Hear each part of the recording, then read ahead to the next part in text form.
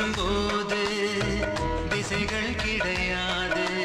காதல் பேசும்போது மொழிகள் கிடையாது.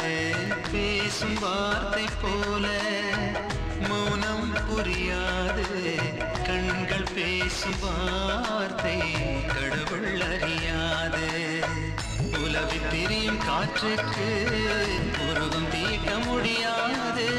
காதல் பேசும் மொழியெல்லாம் சப்த கூட்டில் அடங்காது. இயற்கையின் மொழிகள்